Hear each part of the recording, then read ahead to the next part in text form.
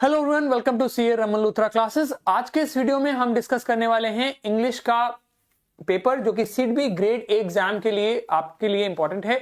आप सभी को पता है आपका एग्जाम शेड्यूल्ड है और उस एग्जाम में आपकी इंग्लिश भी पूछी जाने वाली है 30 मार्क्स की। आपको 30 क्वेश्चंस आपके इंग्लिश के पूछे जाने वाले हैं। तो इस पर्टिकुलर वीडियो में हम डिस्कस करने वाले हैं what can B those questions, what can be the pattern of examination.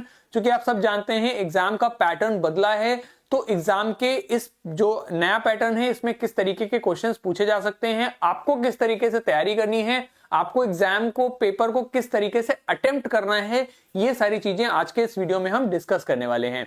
आप सबको एक बात अच्छे से जान लो, 30 क्वेश्चन आपके पूछे जाएंगे, आपको 30 के 30 सही नहीं करने, क्योंकि इस पे मेरिट नहीं बनने वाली है।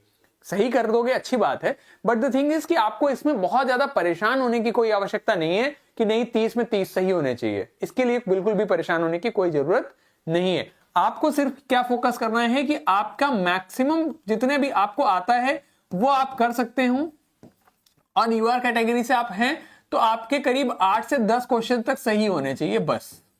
ठीक है, क्वालिफाइंग नेचर का एग्जाम है, 8-10 क्वेश्चन आप सही कर लोगे, आपका काम बन जाएगा। That is sufficient for you, इतना ही आपको करना है। ठीक है, तो जो जनरली हमारी कट ऑफ जाती रही हैं वो इसी बेसिस पर रही हैं, इसी रेंज में रही हैं, इस बेसिस पे मैं आपसे कह रहा हूं। बाकी हम अपनी तैयारी को अच्छे से अच्छे लेवल की ही करेंगे। ठीक है, तो आपको बेसिकली फाइंड आउट करने हैं वो क्वेश्चंस जो आपको आते हैं। ठीक है, इसके रिगार्डिंग हमारा कोर्स भी ऑलरेडी चल रहा है जिसमें हमने काफी चीजें डिस्कस कर ली हैं। तो इस पेपर में हम अपने कोर्स की मदद से जो क्वेश्चन सॉल्व हो सकते हैं वो भी मैं आपको बताता जाऊंगा। ठीक है, तो सबसे पहले जो हमारा जो सेक्शन पूछा जा सकता है वो है आपका रीडिंग कॉम्प्रिहेंशन। रीडिंग कॉम्प्रिहेंशन से क्वेश्चंस 100% आपके कुछ ना कुछ पूछे जाएंगे, क्योंकि कोई भी अभी तक ऐसा इंग्लिश का एग्जाम नहीं हुआ है किसी भी कॉम्पिटिटिव एग्जाम में जिसमें आपके रीडिंग कॉम्प्रिहेंशन से सवाल ना पूछे गए हों। तो एक बार आप वीडियो को पॉज कर लीजिए, मैं सामने से हट जाता हूं, वीडियो को आप पॉज कर लीजिए और देखिए जो भी क्वेश्चंस आपके सामने, जो भी आपका पैराग्राफ आपके सामने लिखा गया है उसको एक बार आप पढ़ लीजिए। आप एक बार वीडियो को पॉज कर लीजिए अच्छे से और वीडियो को, इस पैराग्राफ को पढ़ लीजिए सो दैट आप क्वेश्चंस को अच्छे से अटेम्प्ट कर पाए। ऑलराइट, आई होप आप लोगों ने पैराग्राफ पढ़ लिया होगा। इस तरीके के पैराग्राफ्स आपके एग्जाम में पूछा जा सकता है, इससे ज्यादा लंबा भी पैराग्राफ आ सकता है। ठीक है, हमारे पास इतना स्पेस था तो that's why I showed this much. अब हम आते हैं क्वेश्चंस पे, किस तरीके के क्वेश्चंस पूछे जा सकते हैं। फॉर एग्जांपल बोल रहा है what is the central theme of the passage. Passage की सेंट्रल थीम क्या है। आप लोगों ने पैसेज पढ़ा होगा तो आपको पता लग रहा होगा कि ये बेसिकली बात कर रहा है टेक्नोलॉजिकल इनोवेशन, एआई पे, एआई के बारे में पैसेज है जिसमें वो बात करता है कि एआई किस तरीके से आगे बढ़ता जा रहा है, क्या कुछ दिक्कतें आ सकती हैं हमारे एआई के इंट्रोड्यूस होने से, क्या कुछ प्रॉब्लम्स आ सकती हैं, एथिकल क्या क्या इश्यूज क्रिएट हो सकते हैं, ब्लैक बॉक्स नेचर के बारे में बात करी गई। इसके अलावा गवर्नमेंट पॉलिसीज के बारे में बात करी गई कि उस चीजों को कैसे अफेक्ट करता है, इन सारी विषय में ये बात करता है। तो सेंट्रल थीम क्या है, the benefits of AI in different sectors like health care and education. तो क्या पैराग्राफ में कहीं पर हेल्थ केयर और एजुकेशन में एआई के क्या बेनिफिट्स हैं इस पे बात हो रही है। अगर हो भी रही तो क्या वो सेंट्रल थीम है पैसेज का? नहीं, मेनली सिर्फ और सिर्फ इन सब चीजों पे बात नहीं हो रही कि इसका सबसे ज्यादा फायदा एजुकेशन। इन्होंने कहा है कि एआई, अगर आप यहां पर पैराग्राफ को पढ़ें तो आपको यहां पर दिखता है कि ये कहता है कि AI can revolutionize healthcare, education and financial systems, while critics highlight its potential to exacerbate the biases, deepen inequality and threaten privacy। तो ये चीज पॉसिबिलिटी वो बता रहा है, लेकिन is it the theme of the passage? क्या ये मेन बात है पैसेज में? क्या यही वो हाईलाइट कर रहा है? आगे पीछे इसी के बारे में बात कर रहा है? नो, ये सिर्फ एक बात उसने रखी, एज एन आर्ग्यूमेंट ये रखा, लेकिन ये थीम पैसेज की नहीं है। ठीक है, आगे कहता है कि ethical and regulatory challenges posed bye AI rapid advancement. तो क्या इसके बारे में बात कर रहा है, एथिकल और रेगुलेटरी चैलेंजेस जो कि एआई के रैपिड एडवांसमेंट से पैदा हो रहे हैं, या फिर ग्लोबल डिस्पैरिटीज जो है इसका मेन थीम है इन टेक्नोलॉजिकल इनोवेशन, या फिर the economic implications of AI including unemployment, या फिर आपका नो एरर नहीं, नन ऑफ दीज यहां पे हो सकता है। देखो, बात ध्यान से समझिए, जो central theme of the passage होती है वो ये होती है कि जैसे पैराग्राफ आपने पढ़ा, उससे आपके दिमाग में मेन पॉइंट क्या आया, what is the main thing which is it is talking about. जैसे यहां पे हेल्थ केयर वाली बात आई, क्या ये इसकी मेन थीम है, क्या आगे पीछे इसके बारे में बात कर रहा है? जैसे यहां पे कह रहे हैं recent decades technological innovation has outpaced regulatory framework creating an urgent need for policies that balance innovation with social interest, societal interest. तो ज्यादातर जो सेंट्रल थीम वगैरह होता है वो शुरुआत की लाइनों में और अंत की लाइनों में रहता है। जैसे एंड में वो कहता है AI revolution presents both opportunities and risks while its transformation potential is undeniable. The responsibility lies with governments, corporations, civil societies to establish frameworks that harness मतलब लगाम लगाते हैं its benefits without compromising fundamental human values. Fundamental human values compromise नहीं होनी चाहिए, इसके बारे में वो मेन इसका आइडिया होता है। तो ग्लोबल डिस्पैरिटीज के बारे में ये इसका थीम नहीं है, सिर्फ और सिर्फ अनएम्प्लॉयमेंट के बारे में बात नहीं कर रहा वो, इकोनॉमिक इंप्लीकेशंस के सिर्फ और सिर्फ इसके बारे में बात नहीं कर रहा। वो बात किसके बारे में वो कर रहा है, वो बात कर रहा है ethical and regulatory challenges posed by AI's rapid advancement. क्योंकि आप देखो तो शुरुआत में भी वो रेगुलेटरी फ्रेमवर्क्स के विषय में बात कर रहा है, यानी क्या क्या रेगुलेशंस करने चाहिए हमें और क्यों करने चाहिए उसके बारे में बात वो कर रहा है। बार बार वो एथिकल पॉइंट्स को वो उठा रहा है, कह रहा है कि भैया उसमें जो डेटा डाल दोगे उस आधार पे चीजें हो जाएंगी, तो इनइक्वालिटी हो सकता है, प्राइवेसी को थ्रेटन कर सकता है, ये सारी चीजें हो सकती हैं। अगला क्वेश्चन देखिए, अगला कहता है based on the passage what can be inferred about the black box nature of AI algorithms. Black box nature का मतलब होता है कि जैसे कोई चीज ब्लैक बॉक्स में है, आपको पता नहीं है कि उसके अंदर क्या चल रहा है, तो वही कह रहा है कि वो कैसे चीजों को कर रही है इसके विषय में हमें जानकारी नहीं मिल पाती है।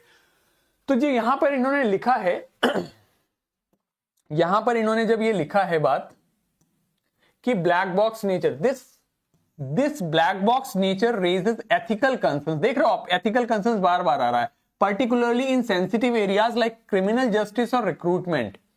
ठीक है, one prominent issue is the opacity of AI algorithms की एओपाई एल्गोरिथम्स। जैसे आपको दिख रहा है ओपेसिटी किसकी है, ओपेसिटी मतलब ट्रांसपेरेंसी, तो कि एक जो सबसे ज्यादा इंपॉर्टेंट इशू है वो ट्रांसपेरेंसी है एआई एल्गोरिथम्स की, which can make decisions based on vast amounts of data without offering a clear rational for those decisions. तो विदाउट एनी लॉजिक दिए हमें वो रिजल्ट्स दे रहे हैं। For example an AI model used to predict recidivism rates में disproportionately target specific demographic data due to biased training data, thus perpetuating systematic inequalities। यानी कि अगर हम एआई से कुछ एआई मॉडल से कहें कि किसी चीज को आपको रेस के आधार पर बांटना है, तो वो उसे डिस्प्रोपोर्शनेटली कर सकती है, क्योंकि अगर उसमें डेटा फीडिंग गलत कर दी गई, ये कहना चाह रहा है। तो यहां पर ब्लैक बॉक्स नेचर का मतलब क्या है? ब्लैक बॉक्स नेचर का मतलब है कि अंदर क्या चल रहा है उसके बारे में पता नहीं चल रही है। यहां पर इसने क्लियरली बोला ओपेसिटी, यानी कि ट्रांसपेरेंसी की बात हो रही है। It ensures data privacy by concealing decision making process. It ensure एक पॉजिटिव शब्द है और यहां पर इस नेचर की बुराई करी गई है, तारीफ नहीं करी गई है। तो एंश्योर नहीं कुछ कर रही है कि डेटा प्राइवेसी को एंश्योर नहीं कर रही है। इट गारंटीज एफिशिएंसी को भी गारंटी नहीं कर रहा है। इट सिंप्लीफाई रेगुलेशन, नहीं, क्या कर रहा है? It leads to a lack of transparency and accountability in AI decisions which is clearly expressed in this part of the paragraph. ठीक है, चलिए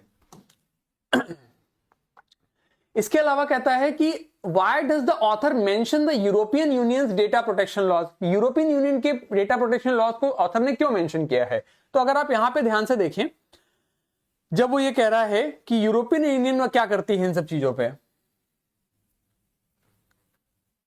देखो, हाँ जी, अगर आप यहां पे देखें तो कहता है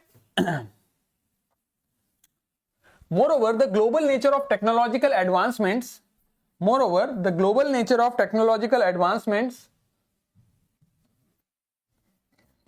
complicates regulatory efforts. Countries with robust data protection laws like those in European Union may set higher standards. वो यूरोपियन यूनियन के जो देश हैं वो हायर स्टैंडर्ड्स हमारे लिए सेट कर सकते हैं, while others may prioritize economic growth over privacy concerns। कह रहा है कि आप अगर देखोगे तो अगर हम ग्लोबल नेचर की बात करें टेक्नोलॉजिकल एडवांसमेंट्स की, तो यूरोपियन यूनियन जो है वो हमारे लिए एक हायर स्टैंडर्ड सेट कर सकते हैं, और जो बाकी देश हैं वो प्राइवेसी कंसर्न्स को थोड़ा सा इग्नोर करके इकोनॉमिक ग्रोथ की तरफ टारगेट कर सकते हैं। ठीक है, इस बात को वो कह रहा है। तो यहां से हम क्या इन्फर कर सकते हैं, ऑप्शन देखिए, to illustrate a case where privacy is prioritised over economic growth, क्या ये कहना चाह रहा है? To highlight the EU's leadership in technological innovation, नहीं, ईयू की लीडरशिप के बारे में नहीं कह रहा, वो ये कह रहा हायर स्टैंडर्ड सेट कर सकते हैं, बाकी देश क्या कर सकते हैं भैया, प्राइवेसी कंसर्न को इग्नोर कर देते हैं और इकोनॉमिक ग्रोथ को आगे कर सकते हैं, तो हाईलाइट नहीं कर रहा। To suggest that all countries should adopt similar laws, ऐसा भी नहीं कहा, उसने एक बैलेंस अप्रोच दी, उसने कहा ईयू के देश ऐसा कर सकते हैं, हायर स्टैंडर्ड सेट करते हैं, बाकी देश ऐसा कर सकते हैं, तो ऐसा सजेस्ट भी नहीं किया। To argue that multinational corporations prefer such regulations, इसके बारे में तो कोई बात ही नहीं करी। तो सिंपली आंसर हमारा क्या हो जाता है, to illustrate a case where privacy is prioritised over economic growth. यहां से हम ये इन्फर कर सकते हैं कि भैया ईयू के जो देश हैं उन्होंने प्राइवेसी को ज्यादा कंसर्न दी बजाय इकोनॉमिक ग्रोथ को।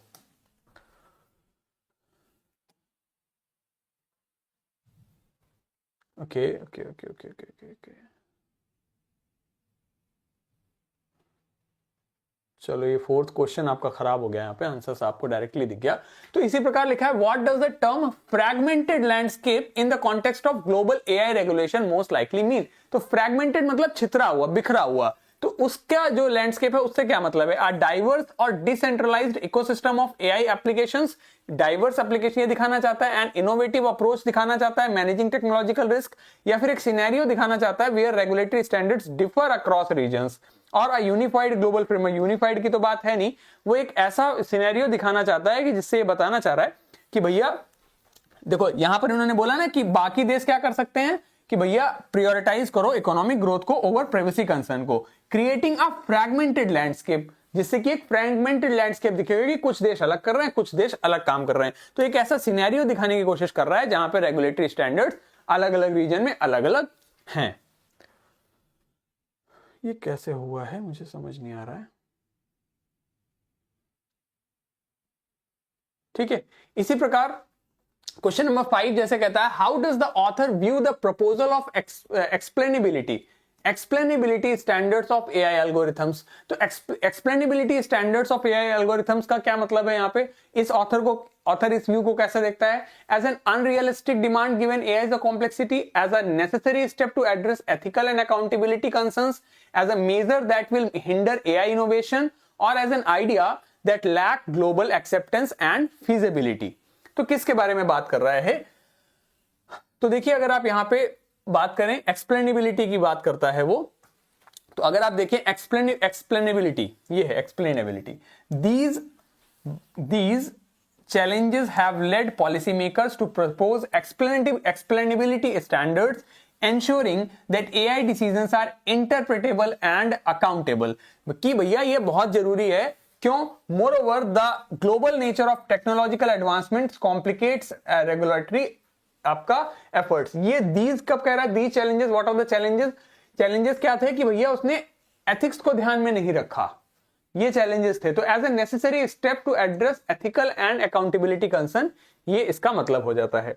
ठीक, इसी प्रकार if a country choose economic growth over privacy concerns in AI regulations, what could be a likely consequence according to passage. कि भैया पैसेज के अकॉर्डिंग अगर कोई देश इकोनॉमिक ग्रोथ को चूज कर रहा है प्राइवेसी कंसर्न के ऊपर, तो क्या उसके कॉन्सिक्वेंसेस हो सकते हैं? Increased competitiveness in global market, enhance data security, भैया डेटा सिक्योरिटी तो नहीं बढ़ने वाली है, higher levels of systematic inequities और एथिकल इश्यूज हो सकते हैं, या फिर rapid alignment with EU style data protection laws हो सकता है। तो ये तो बिल्कुल नहीं हो सकता, क्योंकि ईयू तो ये कर ही नहीं रहा है, ईयू तो प्राइवेसी को ही प्रायोरिटाइज कर रहा है over economic growth.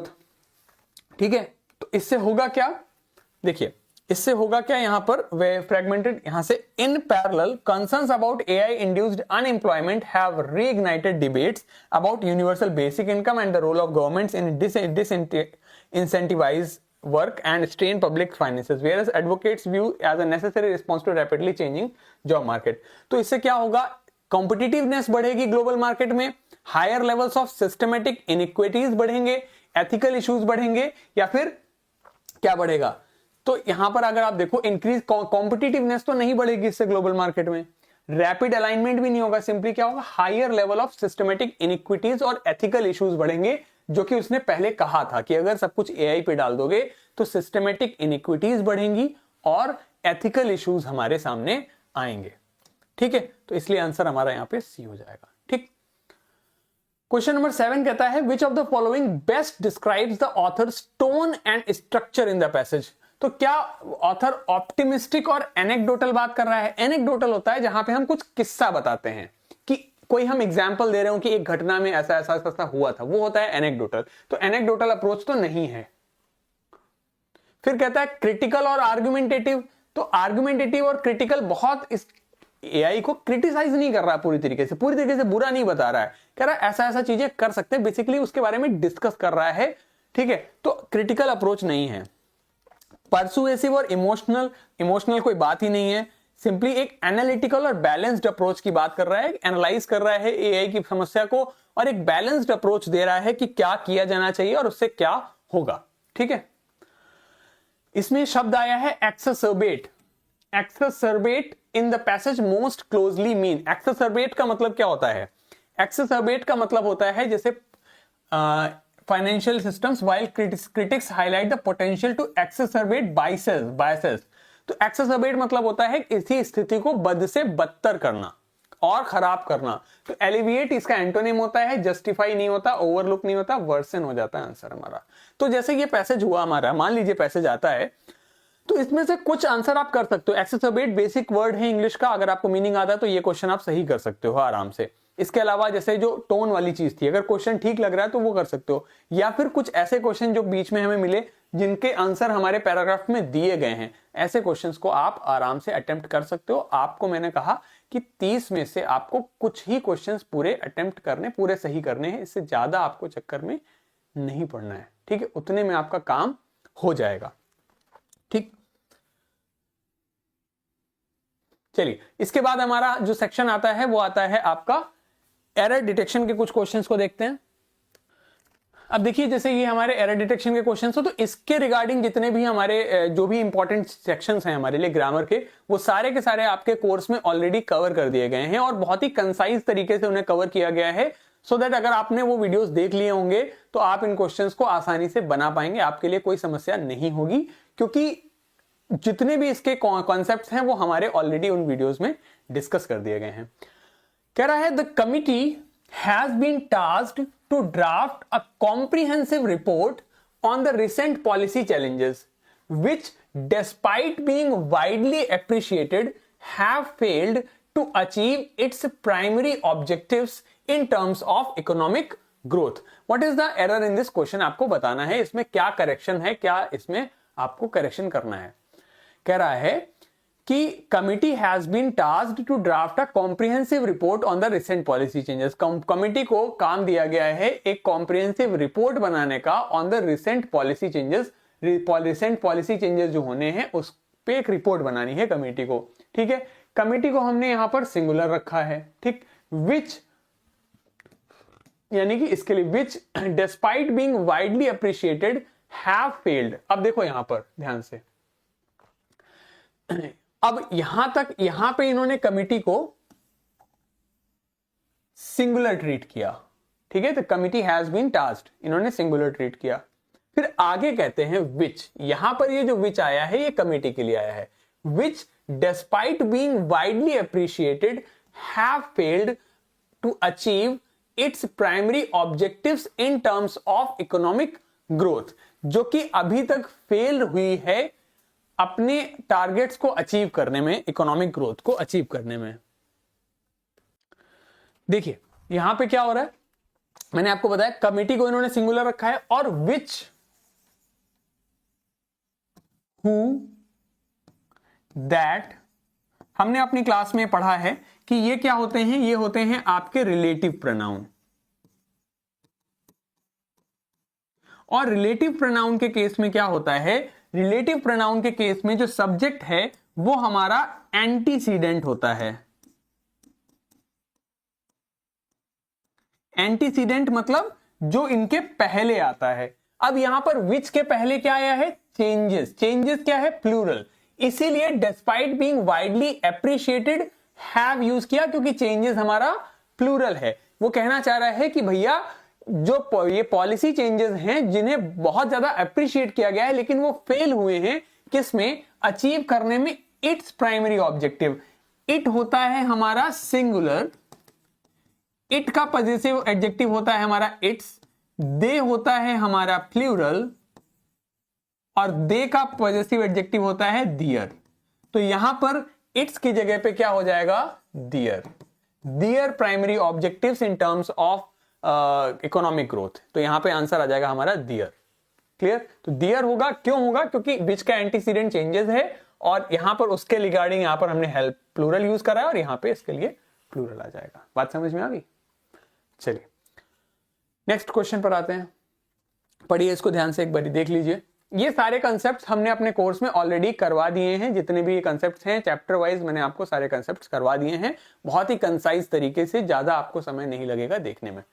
The management as well as the employees are in the agreement that a new policy should be implemented to address the issues highlighted in the recent organizational audit conducted by the external consultants. Simple सी चीज है, आपको वाक्य में as well as दिखा, तो मैंने पढ़ाया है आपको कि अगर as well as होता है तो सब्जेक्ट होता है हमारा इसके पहले आने वाला शब्द, इसके पहले आने वाला शब्द होता है, और उसी के अकॉर्डिंग हमारी हेल्पिंग वर्ब लगती है। सब्जेक्ट हमारा यहाँ क्या है, द मैनेजमेंट, और मैनेजमेंट के अकॉर्डिंग यहाँ क्या हो जाएगा, आर की जगह हो जाएगा इज, तो यहां पर क्या आ जाएगा, इज हमारा। क्लियर है, बात समझ में आ गई? तो यहां पर आ जाएगा इज, ठीक है, क्योंकि सब्जेक्ट हमारा मैनेजमेंट है। अगला देखिए, ये सारी चीजें अगर आप लोगों ने जिन्होंने कोर्स देखा हुआ है वो जानते हैं, हमने सब्जेक्ट वर्ब एग्रीमेंट में सब एक ही वीडियो में मैंने सब कराया हुआ है। Each of the candidates appearing for the interview were asked to submit their credentials to the panel before entering the conference room for the final assessment. मैंने आपको पहली ही क्लास में पढ़ाया है कि अगर आपका subject each of, either of,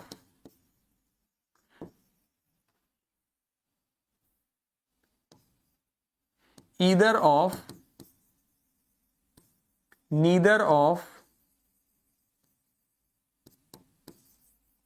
ठीक है, एनी ऑफ,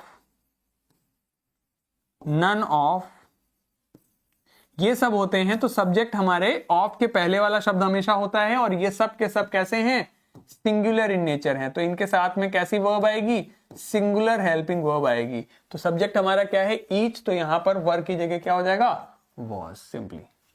बात समझ में आ गई? बहुत ही बेसिक सा क्वेश्चन है हमारा, आई होप क्लियर हो गया होगा।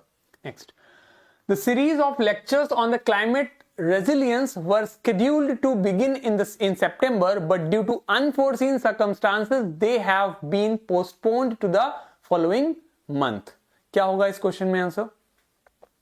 देखिए, आपने यहां सब्जेक्ट लिखा है द सीरीज, और मैंने आपको बताया सब्जेक्ट आपका ऑफ के पहले वाला शब्द होता है हमारा, ठीक है। ऑफ चूंकि क्या है, प्रीपोजिशन, और प्रीपोजिशन के बाद आता है ऑब्जेक्ट, प्रीपोजिशन का ऑब्जेक्ट, तो सब्जेक्ट हमारा इसके पहले आने वाला शब्द हो जाएगा, इसलिए आंसर यहां पे क्या हो जाएगा, सब्जेक्ट हमारा द सीरीज है, तो यहां पर वॉज शेड्यूल्ड होगा, वर शेड्यूल्ड नहीं होगा, क्योंकि सब्जेक्ट हमारा द सीरीज ऑफ लेक्चर्स है, सब्जेक्ट हमारा द सीरीज है, ठीक है। Next, because the journalists whose reports have been widely acclaimed for their depth and accuracy were awarded the prestigious fellowship for their contributions to investigate journalism. मैंने आप लोगों को जब पहला चैप्टर पढ़ाया था तो इसीलिए मैंने आपको कहा था कि subject verb agreement is a very very important chapter, यहां से बहुत सवाल हमारे एग्जाम में पूछे जाते हैं, तो इसीलिए आप देखो कि ये सारे सवाल आपके वहीं से पूछे जा रहे हैं। देखो, हमने यहां पर सब्जेक्ट लिखा है द जर्नलिस्ट, बीच में हमने सब एक सेंटेंस लगाया whose reports have been widely acclaimed for their depth and accuracy. क्यों लगाया? क्योंकि whose लगाना था रिलेटिव प्रोनाउन जो कि अपने एंटीसीडेंट के साथ लगता है, और whose का एंटीसीडेंट यहां जर्नलिस्ट था, इसलिए हमने रिपोर्ट्स हैव बीन लगा दिया। सब्जेक्ट हमारा जर्नलिस्ट रहा, तो यहां वर अवॉर्डेड की जगह क्या हो जाएगा, वॉज अवॉर्डेड ही हमारा करेक्ट आंसर है। बात समझ में आई? ठीक है, चलिए इसी प्रकार अगर आप आगे देखें, कह रहा है no sooner had the minister concluded his address when the members of the opposition began raising slogans and disrupting the proceedings of assembly. मैंने आप लोगों को जब क्लास में पढ़ाया है तो कंजंक्शंस के चैप्टर में और एडजेक्टिव वाले चैप्टर में भी मैंने आपको पढ़ाया था कि अगर आपके सेंटेंस में नो सूनर आता है तो आप जानते हैं सून की कंपैरेटिव डिग्री होती है सूनर, और कंपैरेटिव डिग्री के साथ आता है आपका देन। तो नो सूनर के साथ आपका क्या आ जाएगा? देन। ठीक है, इसके अलावा अगर वाक्य के शुरुआत में आपके हार्डली, स्कार्सली, रेयरली, बेयरली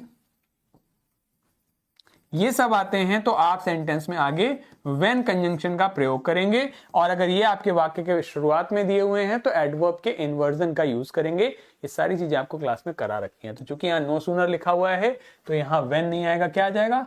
देन आ जाएगा। ठीक है, नेक्स्ट क्वेश्चन देखिए। Neither the team members nor the captain were able to explain why the strategy that they had devised so carefully failed to produce the desired result. मैंने आप लोगों को पढ़ाया हुआ है कंजंक्शन चैप्टर में कि अगर आपके वाक्य में नीदर नॉर या फिर ईदर और का प्रयोग होता है तो आप ध्यान से समझ लीजिए, अगर आपके वाक्य में इनका यूज हो रहा है तो जो सब्जेक्ट है हमारा, तो जो हमारी हेल्पिंग वर्ब है वो उसके अकॉर्डिंग लगेगी जो भी सब्जेक्ट इसके पास होगा। अब देखो यहां पर वर्ब के पास में क्या लिखा हुआ है? कैप्टन। कैप्टन क्या है? सिंगुलर। अगर ये सिंगुलर है तो आ जाएगा वॉज, दैट्स इट। बात समझ में आ गई? अगर यहीं पे आप ऐसे बना दो neither the captain nor the team members तो फिर वर हो जाएगा। ठीक है, जो भी पास होगा उसके अकॉर्डिंग आपका सेंटेंस बनेगा। नेक्स्ट देखिए, लिखता है the data collected from the surveys conducted across multiple regions of the country are being analysed to identify patterns in consumer behaviour and purchasing habits. What is the correction in this sentence? मैंने आपको पढ़ाया है noun chapter में कि Latin शब्द होता है datum जो कि सिंगुलर है, इसका प्लूरल होता है डेटा, लैटिन शब्द के अनुसार। लेकिन अंग्रेजी में मैंने आपको बताया था कि डेटा को वाइडली हमने सिंगुलर ही एक्सेप्ट किया है। ऑक्सफोर्ड डिक्शनरी भी इस बारे में यही कहती है कि डेटा एक सिंगुलर शब्द है, इसलिए सब्जेक्ट हमारा डेटा था तो आर बीइंग की जगह क्या हो जाएगा? Is being is the correct answer here. यहां पर आर बीइंग की जगह आप इज बीइंग का यूज करोगे। क्वेश्चन नंबर 18, ये आपका रीअरेंजमेंट का क्वेश्चन है, इसको आप ध्यान से पढ़िए, उसके बाद आप पैराजंबल्स के इस क्वेश्चन को अटेम्प्ट करेंगे। ठीक है,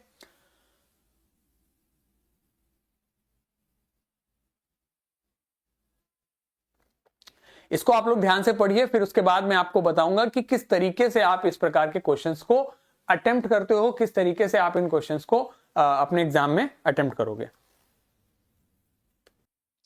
आई होप आप लोगों ने वीडियो को पॉज करके इसको अटेम्प्ट कर लिया होगा। आप सभी को पता है आपके ज्यादातर बैंकिंग एग्जाम्स में जो इस प्रकार के क्वेश्चंस को पूछने का पैटर्न रहता है वो ये रहता है कि इसमें से फर्स्ट सेंटेंस बताइए, फिर सेकंड सेंटेंस बताइए, फिर थर्ड सेंटेंस बताइए, and so on and so fourth.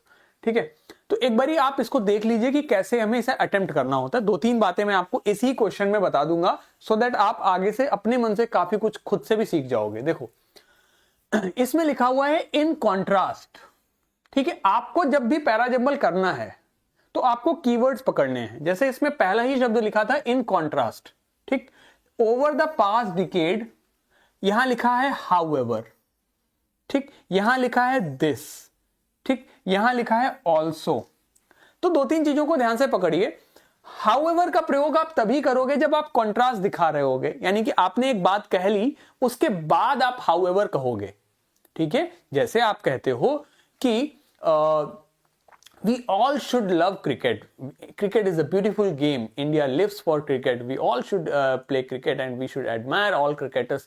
However, अब आपको पता है कि मैं कुछ उल्टी बात कहने वाला हूं, तो however आप तभी कहोगे जब पहले आपने कुछ कह रखा है। ठीक, इसी प्रकार यहां लिखा है also। तो also आप तब, जैसे यदि मैं कहूं कि मैं पिछले 8 साल से इस टीचिंग की फील्ड में हूँ। मैंने एसएससी के बच्चों को पढ़ाया है, मैंने इंग्लिश स्पीकिंग के बच्चों को पढ़ाया है, मैंने बैंकिंग के बच्चों को पढ़ाया है और मैंने इस एग्जाम के बच्चों को भी पढ़ाया है। तो भी आप तभी कहते हो जब आपने पहले कह दिया। ऑल्सो आप तभी लिखोगे जब आप पहले उसके विषय में कुछ बता चुके होगे। तो इससे हम ये, और इसी प्रकार यहां दिस लिखा है, तो जो डिमॉन्स्ट्रेटिव प्रोनाउंस होते हैं हमारे, दिस, दैट, दीज, दोज या फिर डिमॉन्स्ट्रेटिव एडजेक्टिव, ये किसी की तरफ इशारा कर रहे होते हैं। तो यानी कि इससे पता लगता है कि इसके पहले भी कुछ है, इसके पहले भी कुछ है, इसके पहले भी कुछ है। तो यानी कि ये तीनों सेंटेंस हमारे पहले वाक्य नहीं हो सकते। यहां लिखा है in contrast some developing nations have maintained robust growth।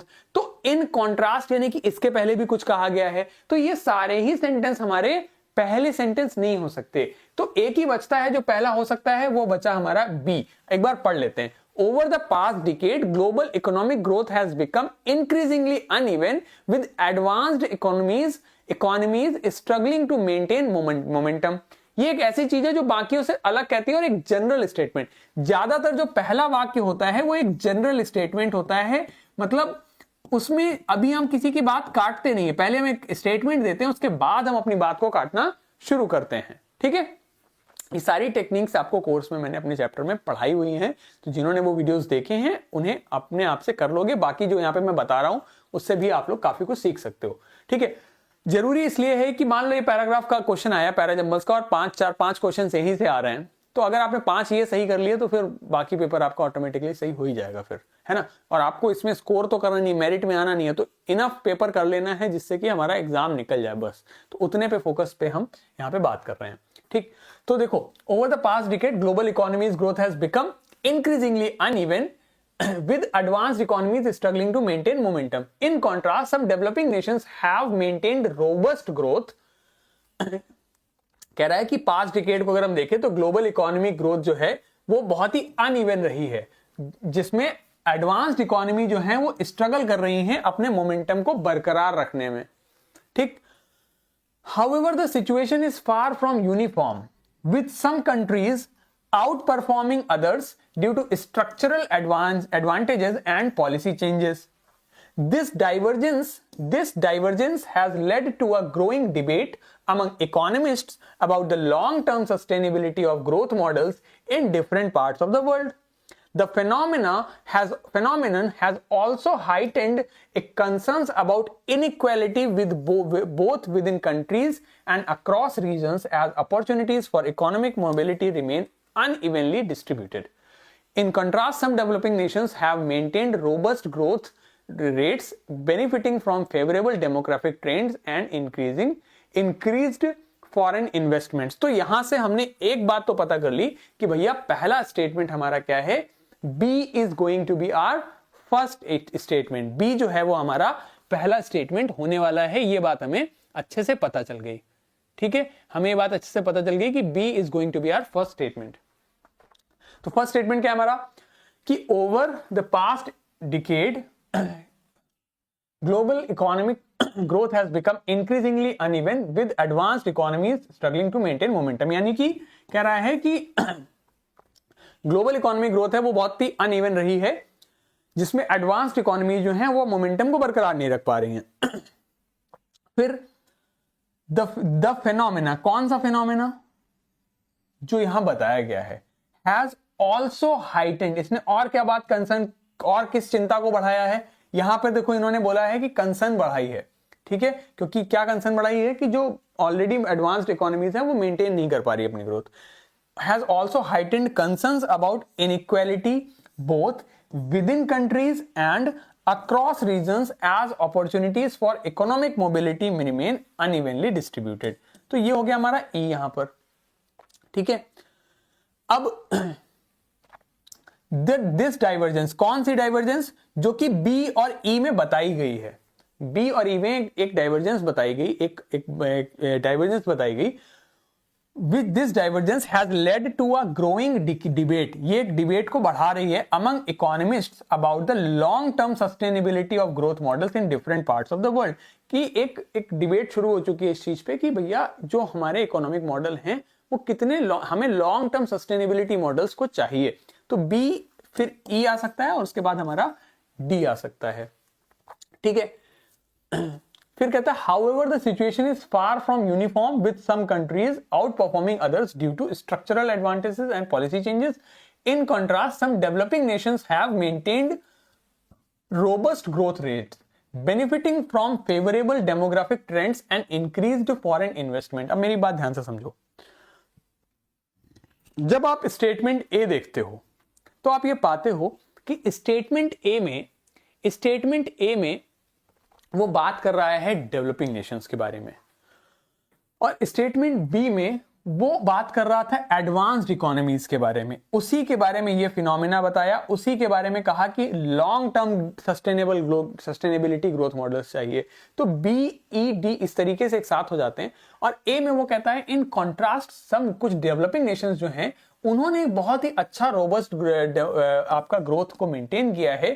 किससे बेनिफिट होके? डेमोग्राफिक ट्रेंड से और इंक्रीज्ड फॉरेन इन्वेस्टमेंट से।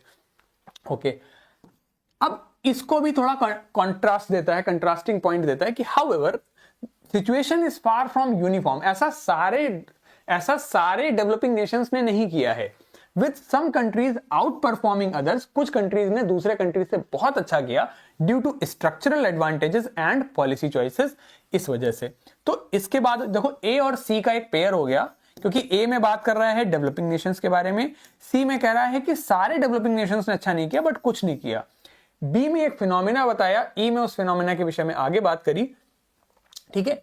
और डी में कहा कि जो डाइवर्जेंस है हैज लेड टू, इससे डिबेट शुरू हो गई है। तो बी ई डी ए सी हो जाता है। तो पहला हो गया हमारा बी, सेकंड हो जाता है हमारा ई, थर्ड हो जाता है हमारा डी, और फोर्थ स्टेटमेंट हो जाता है ए, और फिफ्थ स्टेटमेंट हो जाता है हमारा सी। ठीक है, इस प्रकार से क्वेश्चन पूछा जा सकता है। ठीक, इसके अलावा आपका क्वेश्चन इस प्रकार से भी पूछा जा सकता है कि भैया आपको पांचों ऑप्शंस के पेयर बना के दे दिए जाएं, पूरा आपको पांचों ऑप्शन एक साथ, चारों ऑप्शन एक साथ दे दिए जाएं जिसमें पैराग्राफ पूरा एक साथ पूछा जा रहा है। ठीक है, ऐसा होगा तो फिर आपका ज्यादा टाइम लग जाएगा, क्योंकि यहाँ पे फिर अलग अलग पैराग्राफ्स को सॉल्व करना होगा और it will solve only one question. But ये कंपेरेटिवली इजी होते हैं, इजियर होते हैं सॉल्व करने में। देखो यहां क्या हो रहा है, यहां लिखता है as a result. As a result मतलब होता है क्या? सिंपल सी बात है भैया, कहीं अगर लिखा है as a result that simply means कि वो कंक्लूजन की बात कर रहा है। कहीं पे भी यदि लिखा है कि एज अ रिजल्ट, तो दैट सिंपली मीन्स कि वो कंक्लूजन की बात कर रहा है। ठीक है, वो कंक्लूजन की बात कर रहा है। ठीक, और मैंने आपको अभी बताया कि दीज आया है, मतलब दीज प्लेटफॉर्म्स, कहीं पे प्लेटफॉर्म्स के विषय में बात हुई होगी।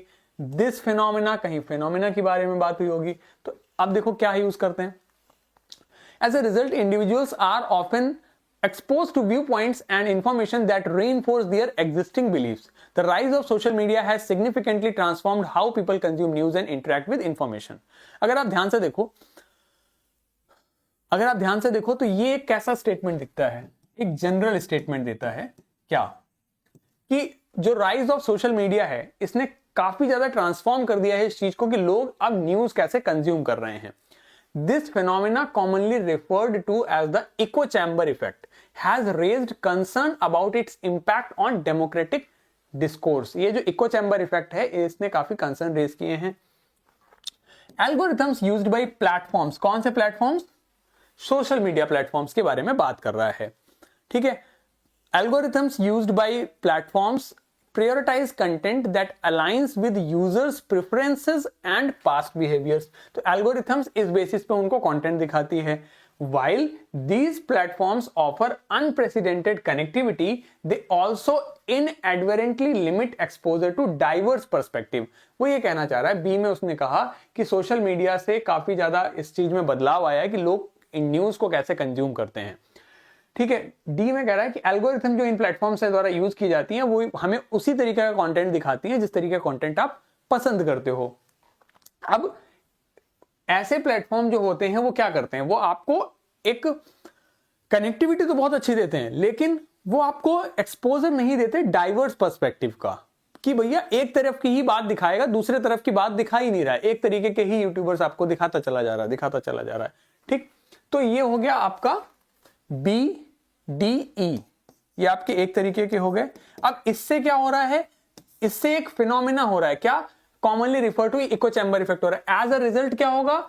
Individuals are often expose to viewpoints and information that reinforce their existing beliefs. तो ये ई के बाद सिंपली ए आ सकता है। क्यों?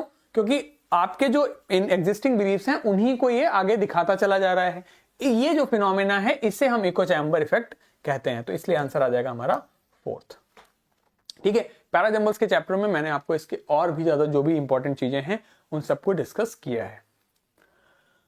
ठीक है, इसके अलावा आपसे कुछ ये वोकैबुलरी के क्वेश्चंस पूछे जा सकते हैं, उनको भी हम यहाँ पे देख लेते हैं कि what is the synonym of the word ubiquitous. Ubiquitous मतलब क्या होता है? यूबिक्विटस का सिनोनिम क्या होता है? What is the meaning of ubiquitous? Rare, obscure. Obscure मतलब ऑब्सक्योर के सिनोनिम्स होते हैं वेग, हेजी, अनक्लियर। जो स्पष्ट ना हो उसे कहते हैं ऑब्सक्योर, वेग, हेजी, अनक्लियर। ठीक है, अनकॉमन जो कॉमन ना हो, रेयर, रेयर हो जाएगा। इसका सिंपली आंसर हो जाता है आपका wide spread is the correct answer, क्योंकि यूबिक्विटस का मतलब होता है वाइड स्प्रेड, काफी ज्यादा फैला हुआ। अगला वर्ड आता है एंटोनिम, पूछ रहा है आपको मिटिगेट का। मिटिगेट का मतलब होता है टू लेसन समथिंग, किसी चीज को कम करना, स्थिति को बेहतर करना।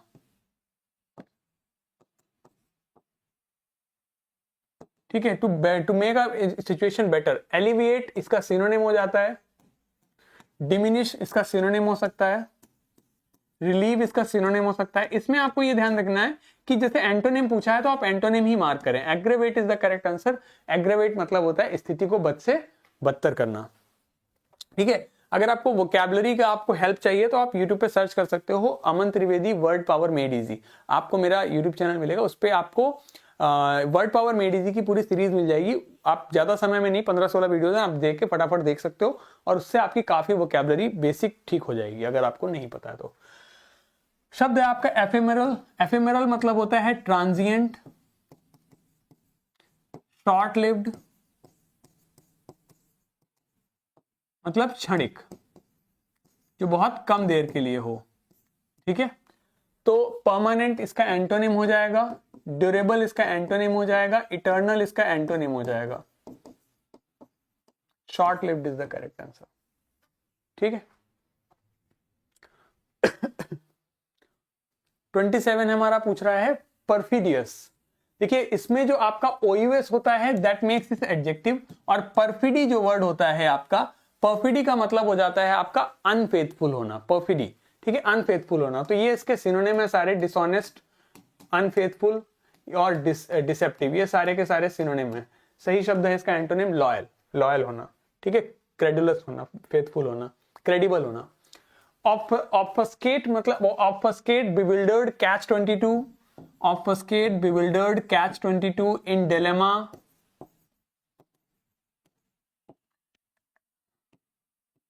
Eight 6s and 7s।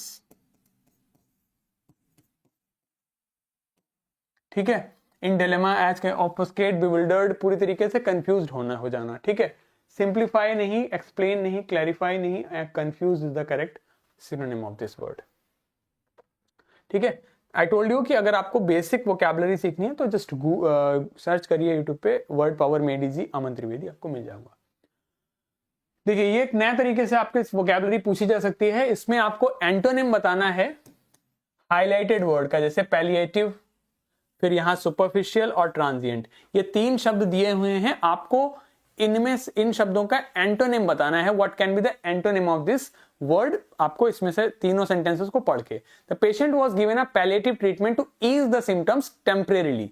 मतलब ऐसा ट्रीटमेंट दिया गया था जो कि बहुत लंबे समय तक नहीं रहने वाला था, टेम्परेरी सॉल्यूशन दिया गया। His superficial understanding of the subject subject led to flawed conclusion. तो जो सुपरफिशियल अंडरस्टैंडिंग थी सब्जेक्ट की, वो उससे क्या हुआ, आपके फ्लॉड कंक्लूजन हुए, कंक्लूजन गलत निकले। और जो transient nature of the job है, meant he could not build long term relationship, जो मतलब एक परमानेंट नेचर ऑफ जॉब नहीं है, इस वजह से आपका लॉन्ग टर्म रिलेशनशिप आप नहीं बना सकते हो।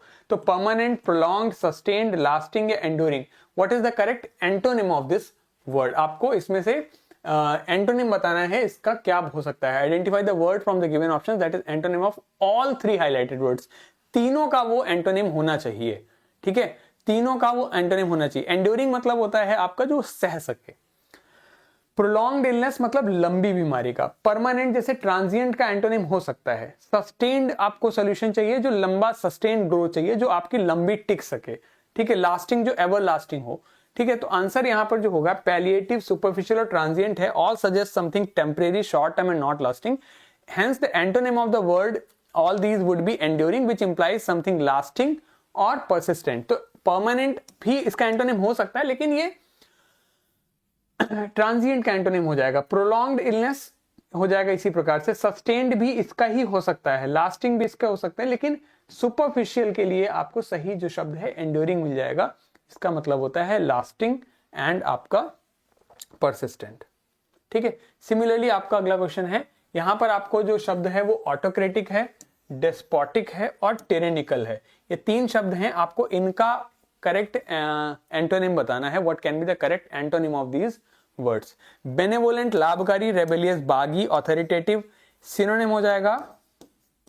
और सबमिसिव मतलब जो बहुत ही सबमिसिव है, तो ये इसका एंटोनिम हो सकता है, बट शब्द आपका जो किस कॉन्टेक्स्ट में दिया जा रहा है ना, ये ध्यान से देखो। डेस्पोटिक, टिरेनिकल, ऑटोक्रेटिक, ये सारे के सारे आपके ऐसे शब्द हैं जो तानाशाही को दिखा रहे हैं। तो सही शब्द यहां पर हमें डेमोक्रेटिक रहेगा। क्यों?